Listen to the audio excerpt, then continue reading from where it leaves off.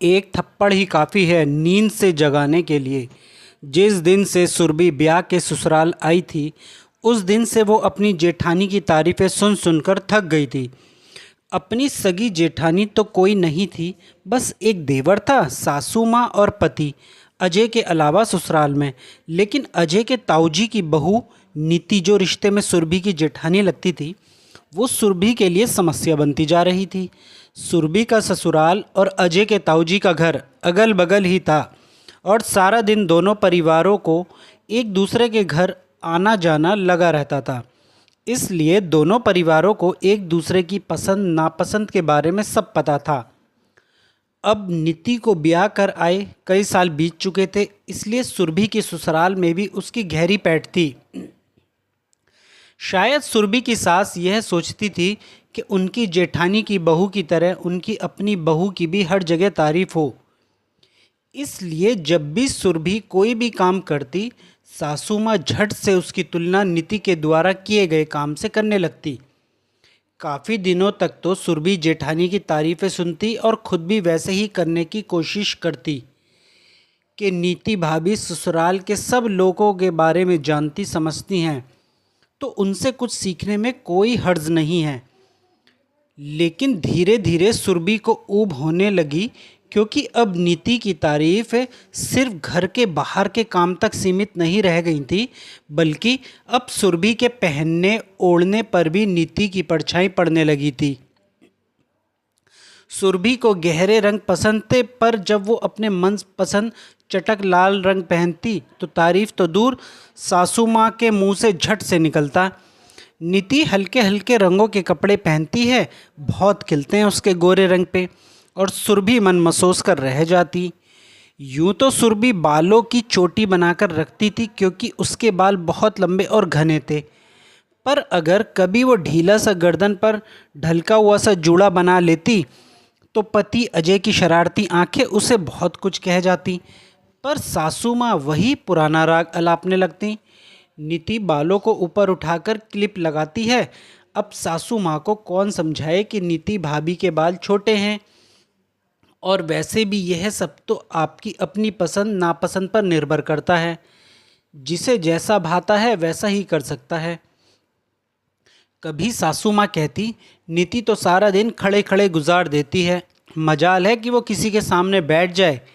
अब ये सुरभि के लिए बड़ी अजीब बात थी। ससुराल है कि जेल, जहाँ अपनी मर्जी से बैठ भी नहीं सकते।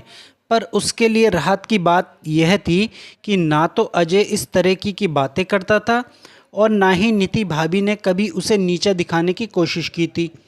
बल्कि एक बार बातों बातों में सुरभि ने नीति से इतना दबकर रहने का कारण पूछा, तो नीति भाभी का दर्द उनकी आंखों में छलक आया था और भारी आवाज़ में बोली थी कि बिन माँ बाप की बच्ची हूँ सुरभि, मामा मामी के साथ रहती थी। माँ जी एक बार किसी काम से अपने गांव गई थी, तो अपने लफंगे बेटे के लिए मुझे चुन लिया था। मामा मामी ने भी छुटकारा पाने के लिए बिना किसी जांच पड़ताल के चट मंगनी पट ब्याह करके मुझे विदा कर दिया। लफंगे मतलब? सुरभि ने हैरानी से पूछा, तो नीति की आवाज़ विरछा से भर गई। अभी मिली नहीं हो ना अपने जेठ जी से, मिलोगी तो सब समझ जाओगी। मुझे चुना ही इसलिए गया था ताकि मैं कभी मुंह ना खोल सकूं। ना तो ज़्यादा पढ़ी लिखी हूँ और ना ही पीछे मायके में सहारा देने के लिए कोई है। मुंह खोलूँ भी तो किसके दम पर? यह सुनकर सुरभि का मन नीति के लिए दुख से भर गया। दरअसल सुरभि और अजय की शादी में उसके जेठ जी शामिल नहीं हुए थे, क्योंकि वह पिछले 2 साल से दुबई में थे और अब अगले हफ्ते वापस आने वाले थे। नीति भाभी का अपने पति को लफंगा कहने का क्या मतलब था, यह सुरभि को उनके आते ही पता चल गया। पहली बार मिलने पर जब सुरभि जेठ जी के पैर छूने के लिए झुकी, तो आशीर्वाद देने के बजाय जेठ जी ने उसकी पीठ पर बड़े भद्दे तरीके से हाथ फेरा और बोले, अजय की बीवी तो बहुत सुंदर है। उनकी इस हरकत से सुरभि के तन बदन में आग लग गई थी। लेकिन बाकी परिवार वाले ऐसे थे जैसा कुछ हुआ ही ना हो। शुक्र है कि अजय उस समय वहाँ मौजूद नहीं था। सुरभि की नज़र नीति की तरफ उठी तो नीति ने शर्म से आंखें नीचे कर ली। सुरभि को बहुत गुस्सा आ रहा था, इसलिए वो बहाना बनाकर वहाँ से हट गई और अपने घर चली गई। उसके पीछे पीछे उसकी सासू माँ भी आई और उससे बोली कि अजय को इस बारे में कुछ बताने की ज़रूरत नहीं है, यह तो है ही ऐसा लफंगा, तुम बस उससे दूरी बना कर रखना और अकेले में उसके आसपास मत जाना। यह सुनकर सुरभि का खून खौल गया और बोल पड़ी कि यह कैसी सीख है माँ? जेठ जी को उनकी हरकतों के लिए रोकने के बजाय आप मुझे रोक रही हैं कि मैं इसके बारे में अजय को ना बताऊं। क्या इस घर में ऐसा ही चलता है? इस पर सासू माँ का जवाब था, हाँ, यह तो हमेशा से ही ऐसा है। मोहल्ले की कई बहू बेटियों को परेशान कर चुका है, पर तुम्हारी ताई जी इस बात को स्वीकारती ही नहीं है। जब भी कोई उनके पास शिकायत लेकर आता है तो वह उल्टे उन्हीं पर दोष प्रोण करना शुरू कर देती हैं। और थोड़ा रुक कर फिर अपनी आदत अनुसार बोली कि नीति को अपनी रक्षा अच्छी तरह से कर सकती हूँ। सुरभि की सासू माँ ने सोचा कि सुरभि को उसके जेठ के आसपास नहीं आने देंगी तो ऐसा कुछ घटेगा ही नहीं, इसलिए वो निश्चित हो गई। लेकिन होनी को कुछ और ही ठान चुकी थी। कुछ दिनों बाद ताई जी के घर में जेठ जी के लौटने की खुशी में पूजा का आयोजन करवाया गया था। अब वहाँ तो सभी को जाना था, तो सुरभि भी गई थी और ठान के गई थी कि अगर कुछ भी बेहुदा हरकत जेठ जी ने की तो उसका खमियाजा वो खैर पैर भुगत लेंगे। बात की बात में देखी जाएगी। पूजा खत्म होने के बाद जब सुरभि सबको चाय पकड़ा रही थी तो जेठ जी उसके सामने आकर खड़े हो गए। एक कप चाय मुझे भी, यह कहकर उन्होंने सुरभि के हाथ से कप पकड़ने की कोशिश में उसके हाथ की उंगलियां मसल दी। इसके साथ ही सुरभि के हाथ से कप छूट गया और चाय आधी सुरभि के हाथ पर और आधी ज़मीन पर गिर गई। सुरभि के मुंह से चीख निकल गई।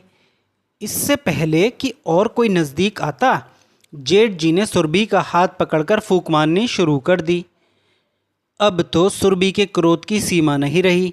गरम चाय की जलन से ज़्यादा अपमान की जलन थी और वो सुरभि से बर्दाश्त नहीं हुई। उसने झटके से अपना हाथ छुड़ाया और उसी हाथ से जेठ जी के मुंह पर ज़ोरदार तमाचा रसीद किया। तमाचे की आवाज़ के साथ मानो पूरा का घर थम गया था।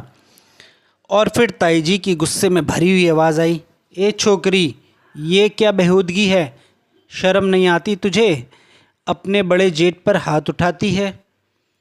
इस पर सुरभि व्यंग भरी आवाज़ में बोली, माफ़ कीजिएगा ताई जी, पर मुझे निर्लज कहने से पहले अपने बेटे की हरकतों पर ध्यान दीजिए। जो जब से वापस आए हैं मुझे किसी न किसी प्रकार से छूने की कोशिश करते रहते हैं। इस पर ताई जी ज़ोर से चीखने लगीं, और हिम्मत तो देखो इस कल की आई छोकरी की, मेरे विदेश से आए भोले भाले बेटे को खुद ही फंसाने की कोशिश कर रही होगी और अब कैसी सती सावित्री बन रही है। और इसके साथ ही सुरभि की सासू माँ की तरफ देखकर बोली, देख ले छोटी, और ले आ पढ़ी लिखी शहर की बहू। देख कैसे आते ही इसने हमारे घर का तमाशा बना दिया। यह तो बिल्कुल भी नीति जैसी ना है। सासू माँ कुछ कहती इससे पहले ही अजय सुरभि का हाथ पकड़कर खींचते हुए बोला, चलो यहाँ से बहुत तमाशा हो गया, मुझे कुछ और देखना सुनना नहीं है। पहले चलकर अपने हाथ पर बर्फ़ मल लो, और उसे लेकर अपने घर आ गया।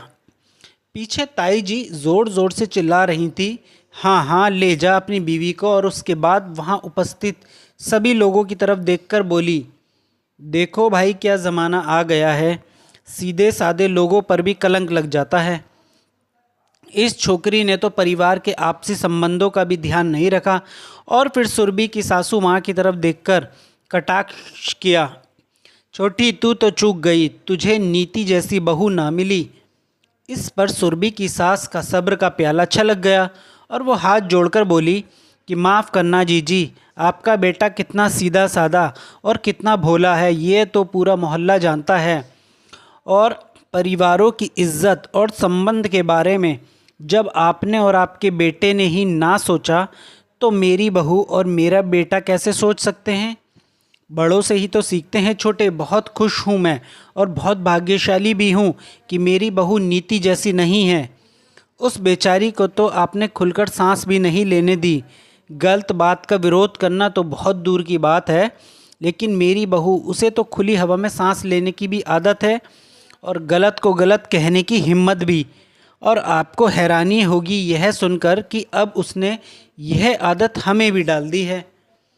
आपने कभी अपने बेटे को ना रोकने की कोशिश की और ना ही उसे उसकी गलतियों का एहसास होने दिया।